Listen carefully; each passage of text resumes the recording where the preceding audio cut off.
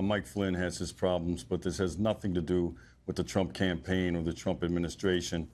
And the thing that bothers me is that this is a huge distraction from the issues that the American people demand that their government work on, and it's not Russian collusion.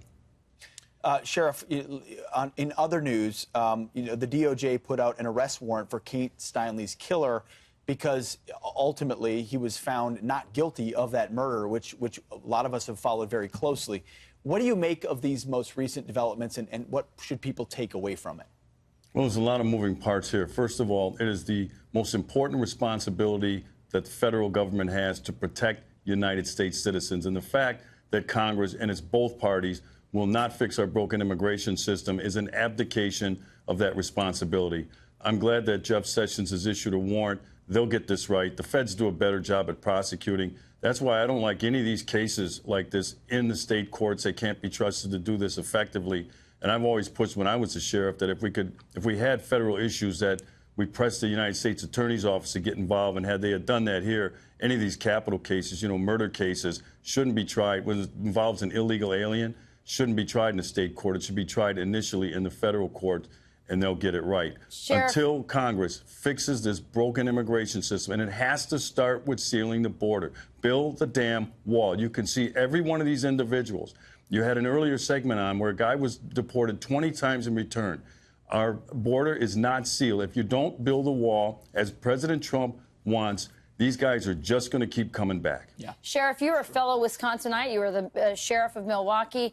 You and I both know that the broken immigration system is having a huge impact on rural communities and even in Milwaukee on the drug crises that we're seeing in our country. I talked to a judge up in northern Wisconsin recently who says there are stamps from the cartel on the drugs that they're confiscating up there. Can you speak a little bit more about that? Because I don't think people understand that the drugs that are coming across the border, because we have not secured it, are killing our communities. Sure, and it's one of the big reasons why we have to seal the border. It isn't just from people coming across, right, but it's also illegal drugs. It's also illegal weapons that are coming across the border. Every state is being affected by this, some to worse degrees than others, like Texas, like Arizona, like California. But the fact is, it goes, like you said, Rachel, as high as or as far north as Wisconsin and all throughout the United States. Look, at the state level and at the local law enforcement level, we have to count on the federal immigration system, ICE, Customs and Border Control, to help us, because once these things get through the border and are dispersed through the United States, throughout the states, it is too late to do anything about it, and then all we're playing is catch up. Yeah. Well, Sheriff, on another topic, I think it's week 13 of the NFL season. We've dealt with kneelers, the whole narrative, the commissioner, Roger Goodell, behind the curve the whole time. Well, now the NFL releasing recently that they're committing $90 million to so-called social justice causes in response to the NFL kneelers. Is this sufficient?